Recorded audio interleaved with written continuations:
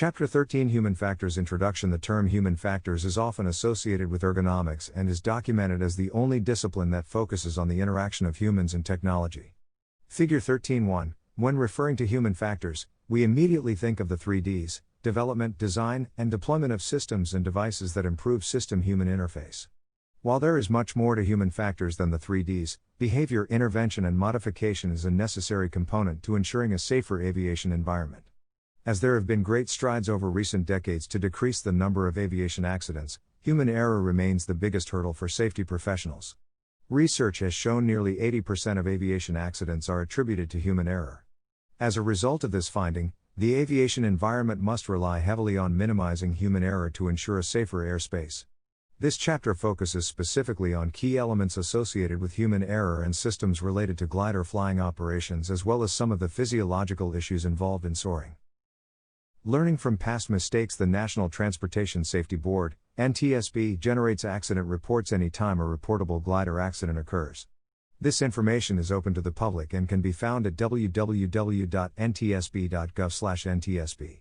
Once on the accident query page, enter the term glider, which retrieves all reports pertaining to gliders to include tow plane accidents. It is important for pilots to review NTSB accident reports and learn what the common errors and hazards are that apply to glider operations. Learning from others' mistakes helps reduce future accident rates. An NTSB query from November 1, 2010, through October 31, 2011, shows 27 glider accidents. Shown in Figure 13.2 are some of the accidents reported during that time to include the type of aircraft, injuries, and the probable cause of the accident, if given. Recognizing hazardous attitudes. It is important that pilots ensure their flight is safe by following procedures and checklists rather than hope for a safe flight and doing things they know are not right. As technological advances have contributed to fewer mechanical failures, which in turn has created a much safer airspace, human error remains a constant factor in aviation accidents.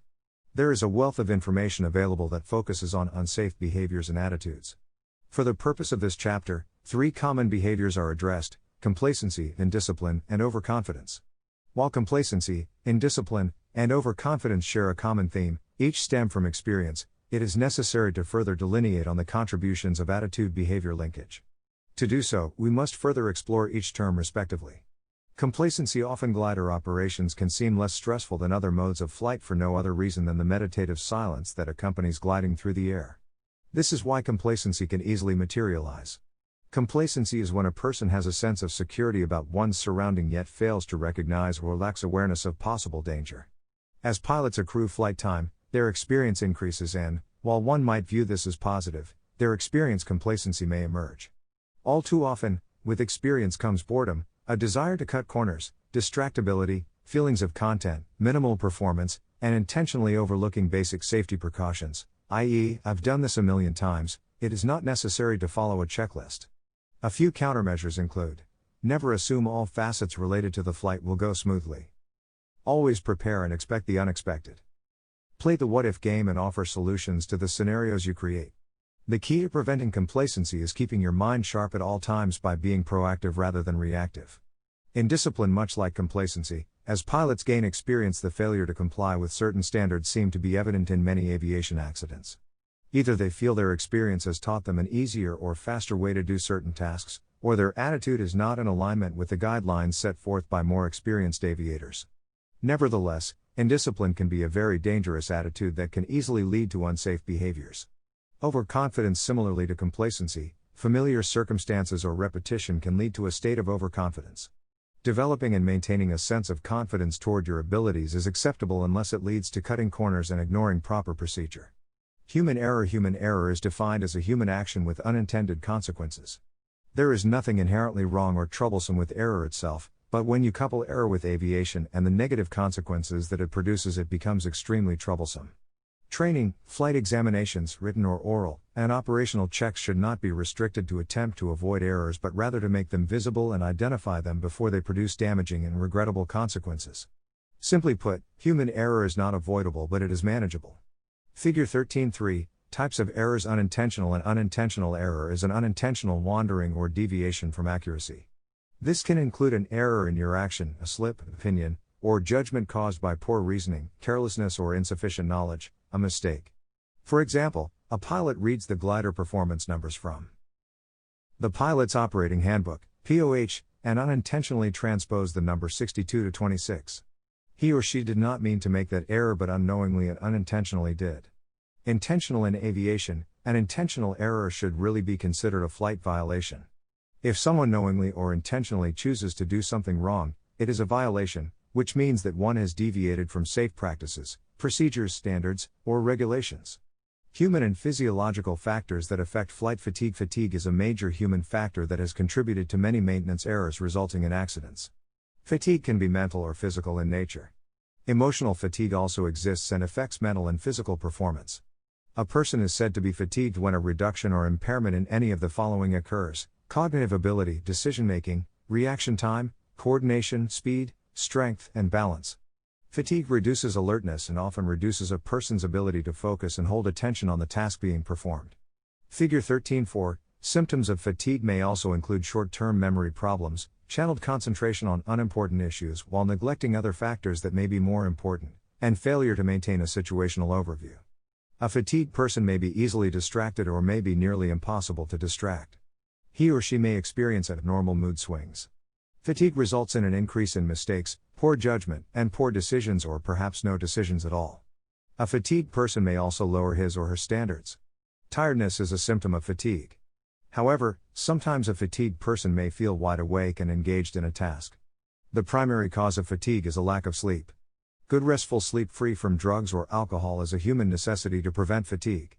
Fatigue can also be caused by stress and by overworking. A person's mental and physical state also naturally cycles through various levels of performance each day. Variables such as body temperature, blood pressure, heart rate, blood chemistry, alertness, and attention rise and fall in a pattern daily. This is known as one's circadian rhythm. Figure 13.5. A person's ability to work and rest rises and falls during this cycle. Performance counter to circadian rhythm can be difficult.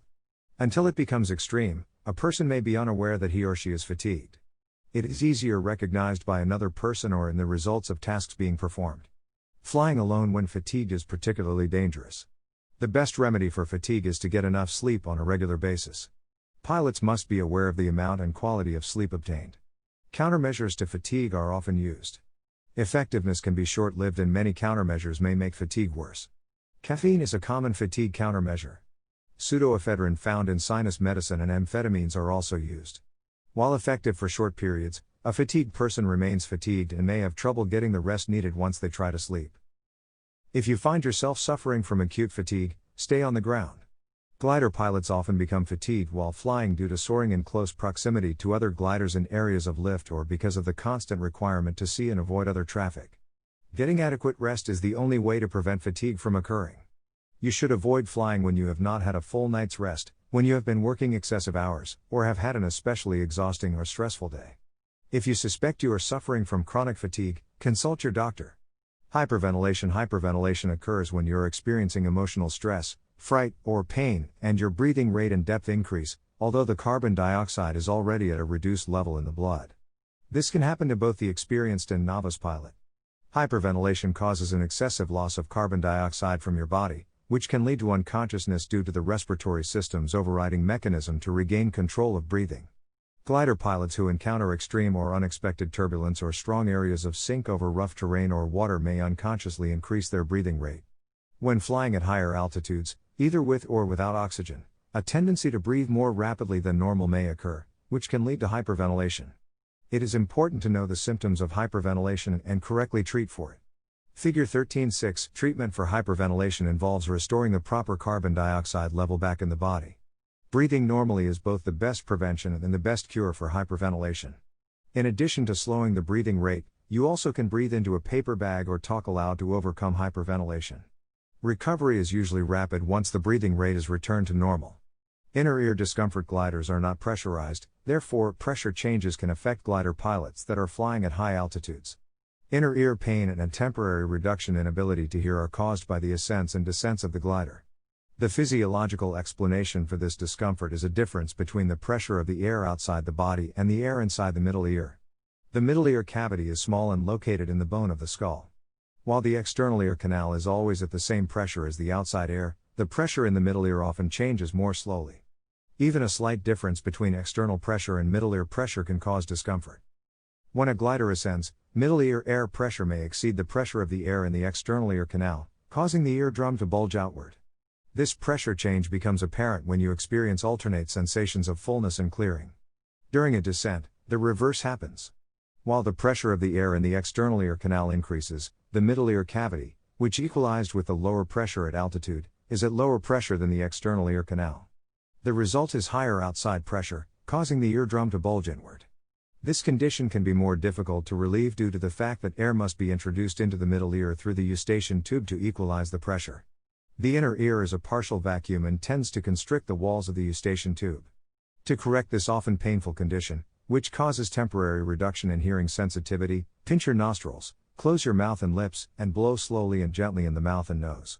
This procedure, called the Valsalva maneuver, forces air up the eustachian tube into the middle ear. Spatial disorientation for glider pilots. Prevention is the best remedy for spatial disorientation. If the glider you are flying is not equipped for instrument flight, and you do not have many hours of training in controlling the glider by reference to instruments, it is best to avoid flight in reduced visibility or at night when the horizon is not visible. Susceptibility to disorienting illusions can be reduced through training, awareness, and learning to rely totally on your flight instruments. Figure 13.7, Dehydration. Dehydration is the term given to a critical loss of water from the body. The first noticeable effect of dehydration is fatigue, which in turn makes top physical and mental performance difficult, if not impossible. Glider pilots often fly for a long period of time in hot summer temperatures or at high altitudes. This makes dehydration very likely for two reasons. The glider's clear canopy offers no protection from the sun and, at high altitudes, there are fewer air pollutants to diffuse the sun's rays. The result is continual exposure to heat that the body attempts to regulate by perspiration. If this fluid is not replaced, fatigue progresses to dizziness, weakness, nausea, tingling of hands and feet, abdominal cramps, and extreme thirst. Figure 13.8, water should be taken on every flight to prevent dehydration. The effects of dehydration on a pilot's performance are subtle, but can be dangerous and are especially a factor in warmer climates. Some glider pilots wear a hat to block the sun from distracting their ability to fly and see the instruments. Pilots should ensure that the brim of the hat is not too large, which can interfere with the ability to scan for other gliders and air traffic. Heat stroke. Heat stroke is a condition caused by any inability of the body to control its temperature. Onset of this condition may be recognized by the symptoms of dehydration, but also has been known to be recognized only by complete collapse. To prevent these symptoms, it is recommended that you carry an ample supply of water and use it at frequent intervals on any long flight, whether you are thirsty or not. Wearing light-colored, porous clothing and a hat provides protection from the sun. It is also helpful to keep the cockpit well ventilated, which aids in dispelling excess heat. Cold weather. When flying at higher altitudes, the inside of the glider can get cold. Proper clothing is a must since temperatures of -30 degrees to -60 degrees Celsius may be encountered at altitude. Proper preparation for the cold is especially difficult since temperatures on the ground are often pleasant on wave-soaring days. Sunshine through the canopy keeps the upper body amazingly warm for a time, but shaded legs and feet quickly become cold. Frostbite is a very real threat. After an hour or two at such temperatures, even the upper body can become quite cold. Layered, loose-fitting clothing helps insulate body heat. Either wool gloves or light, fitted gloves with mittens over them work best for the hands. Mittens make tasks such as turning radio knobs difficult. For the feet, 2 or 3 pairs of socks, inner, silk, outer, wool, with an insulated boot are recommended. In addition, the low temperatures can cause 2 other symptoms. It frosts your exhaled breath on the inside of the canopy and it causes the kidneys to excrete liquid at an accelerated rate.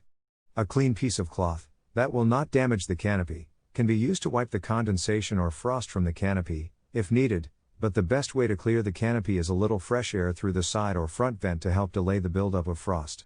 Unfortunately, this also quickly lowers the inside temperature, so it is best to wear clothing in layers so that you can easily take off or put on what is needed. There is little that can be done for the kidneys excreting liquid at an accelerated rate. The best course of action is to plan for it in advance by making a bathroom stop before you take off. Remember that the body is dehydrating more rapidly because of the cold and always be looking for signs of dehydration. Cockpit management. Prior to launch, passengers should be briefed on the use of safety belts, shoulder harnesses, and emergency procedures. If ballast is used, it must be properly secured. Organize the cockpit so items needed in flight are accessible. All other items must be securely stowed. The necessary charts and cross-country aids should be stowed within easy reach of the pilot. Personal equipment. If a parachute of the approved type is to be available for emergencies, Title 14 of the Code of Federal Regulations, 14 CFR, Part 91 requires that a certificated and appropriately rated parachute rigger repack it within the preceding 180 days if it is made of nylon. The packing date information is usually found on a card contained in a small pocket on the body of the parachute. Oxygen System. 14 CFR Part 91 also requires that the pilot in command, PIC, use supplemental oxygen for flights more than 30 minutes in duration above 12,500 feet and at all times during a flight above 14,000 feet. If supplemental oxygen is used, the system should be checked for flow, availability, and the price checklist should be used. P equals pressure, R equals regulator, I equals indicator, C equals connections, E equals emergency bailout bottle. The importance of understanding the need for oxygen equipment in gliders has been heightened in recent years by a considerable increase in the number of high-altitude soaring flights. The exploration of mountain waves has led to numerous flights at altitudes in excess of 30,000 feet, with several record flights in excess of 40,000 feet. In some parts of the country, it is frequently possible to soar to a 16,000 to 18,000 foot cloud base in thermals. In almost all parts of the United States, such altitudes are attainable in cumulonimbus clouds. At 18,000 feet, air density is only one-half that at sea level. The purpose of breathing is to supply oxygen to the blood and remove carbon dioxide. In each breath at 18,000 feet, the pilot breathes in only half as much oxygen as at sea level. This is not enough to deliver an adequate supply of oxygen to the blood, and the situation worsens as altitude increases. The automatic reaction is to breathe twice as fast. This hyperventilation, or overbreathing, is almost worse than going up without oxygen in the first place because it results in eliminating too much carbon dioxide from the blood. The immediate effects of hyperventilation are spots before the eyes, dizzy feeling, numbing of fingers and toes, followed by possible unconsciousness. The dangers of oxygen deprivation should not be taken lightly. At around 20,000 feet MSL, pilots might have only 10 minutes of useful consciousness. By 30,000 feet MSL, the time frame for useful consciousness decreases to 1 minute or less. For planned flights above 25,000 feet MSL, an emergency oxygen backup or bailout bottle should be carried. The U.S. Air Force, in cooperation with the Federal Aviation Administration, FAA, provides a one-day, high-altitude orientation and chamber ride for civilian pilots. The experience is invaluable for any pilot contemplating high-altitude soaring and is even required by many clubs and operations as a prerequisite. Aviation oxygen systems. Aviation oxygen systems are designed for airborne aviation applications. Unlike a medical-type oxygen system, an aviation system is generally much lighter, compact, and calibrated to deliver oxygen based on extensive research in human flight physiology.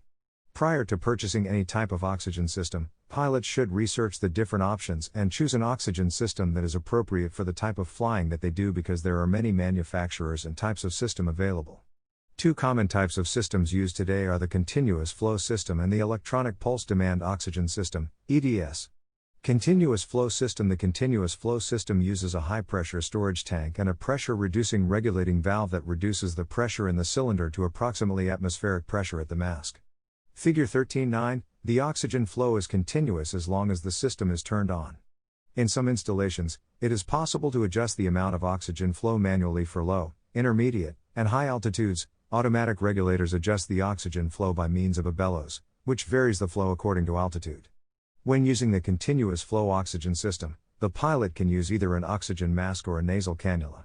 Figures 13-10 and 13-11, Electronic Pulse Demand Oxygen System, EDS. The EDS is the lightest, smallest, and most capable on-demand oxygen system available that delivers altitude-compensated pulses of oxygen only as you inhale, using as little as 1/8, typically 1/6 the amount of oxygen at 1/4 the weight and volume over conventional constant flow systems that deliver 1 liter per minute per 10,000 feet.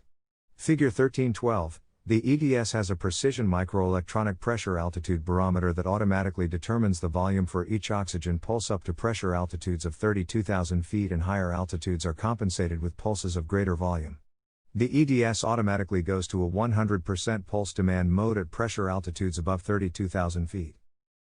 The EDS can be set to one of 3D, day or delayed, modes and delays, responding with oxygen until it senses pressure altitudes of approximately 5,000 or 10,000 feet, conserving oxygen when it is not needed. It can also be set to N, night or now, mode for night flying, where it responds from sea level and up. Both modes provide the same amount of oxygen, automatically tracking pressure altitude changes. The EDS limits its response to a maximum respiration rate of about 20 breaths per minute, virtually eliminating hyperventilation usually encountered in stressful situations. There are no scales to observe or knobs to turn as you climb or descend. Adjusting, zeroing, for new barometric pressures is not needed because the EDS responds directly to pressure altitude, as do the physiological properties of your body. Transponder code: the Federal Aviation Administration, FAA, has assigned transponder code 1202 for use by gliders not in contact with an air traffic control (ATC) facility with an effective date of March 7, 2012. The notice was published in JO 7110.577, a copy of which is available on the FAA website at www.faa.gov. Gliders operating in areas where there is an agreement with local ATC to use a different code should contact the agreement sponsor for guidance on which code to use. Definitions: squawk, the 4-digit code set in the transponder, such as 1202. Ident or squawk ident, a controller may ask you to ident or squawk ident to verify your location on the radar screen. Do not push the ident button unless they ask you to. When asked, push the button on the transponder marked ident. This causes the target on the controller's radar screen to change, identifying your transponder location. Tow planes are to squawk 1200 as normal. Risk management: a formalized way of dealing with hazards, is the logical process of weighing the potential costs of risks against the possible benefits of allowing those risks to stand uncontrolled. In order to better understand risk management, the terms hazard and risk needs to be understood. Hazard identification is a process used to identify all possible situations where people may be exposed to injury, illness, or disease. Typical hazards are weather, mountains, obstacles, and operational and equipment failure. Risk is the chance of a hazard actually causing damage and/or injury. Risk is measured in terms of consequences and likelihood. Risk management is the overall process of risk identification, risk analysis, control of risks, and risk evaluation. Risk control is part of risk management that involves the implementation of policies, standards, procedures, and physical changes to eliminate or minimize adverse risks. For example, the pilot understands the risk of a tow line break during launch. An acceptable risk that he or she can mitigate by understanding the risk and having a plan of actions to follow after a tow line breaks.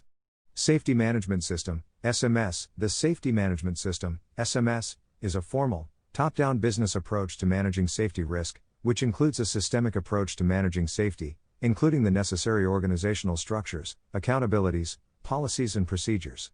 SMS is becoming a worldwide standard throughout the aviation industry, integrating risk management, occupational safety, health, security, environment, and other concepts for the management of a complete safety program.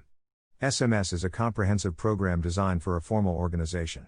The individual pilot can learn from the process and apply the concept for his or her own personal safety considerations, such as risk management decision-making, management capabilities before a system failure, risk controls through safety assurance, knowledge sharing between regulations and the pilot, promoting a safety framework by having a sound safety culture or attitude. Aeronautical decision-making, ADM. Aeronautical decision-making, ADM, is a mental process used by pilots, systematically, to determine a course of action in response to a given set of circumstances. Circumstance: my oxygen system has a slow leak. Soaring conditions are perfect and I do not need oxygen for today. Circumstance: high winds are forecast later today, but I should return before the wind changes. Circumstance: my batteries are low, but I am only planning a short flight. Learning effective ADM skills cannot be overemphasized. As advancement in training methods, airplane equipment and systems, and services continue for pilots, incidents and accidents still occur. Despite all the changes in technology to improve flight safety, the human factor is the same. The human factor is still involved in a high percent of all aviation accidents. Circumstances as mundane as a slow oxygen leak, a high wind forecast, or low batteries are parts of a decision chain leading to an incident or accident. The term pilot error has been used to describe the causes of these accidents, meaning that an action or decision made by the pilot was the cause or a contributing factor that led to the accident. In the previous circumstances, the chain is broken if the pilot has the slow oxygen leak repaired, respects the high wind forecast and delays the flight, charges the low batteries before the next flight. The pilot error definition also includes the pilot's failure to make a decision or take action. Human factor-related accidents are accidents that did not involve a single decision but a chain of decision and factors leading to the accident. A poor judgment chain, referred to as the error chain, describe the concept of contributing factors in a human factors-related accident. Breaking one link in the chain normally is all that is necessary to change the outcome of the sequence of events. Advisory Circular, AC 60-22, Aeronautical Decision Making, provides introductory material, background information, and reference material on Admiral. The material in this AC provides a systematic approach to risk assessment and stress management in aviation, illustrates how personal attitudes can influence decision making, and how those attitudes can be modified to enhance safety in the cockpit. This AC also provides instructors with methods for teaching ADM techniques and skills in conjunction with conventional flight instruction.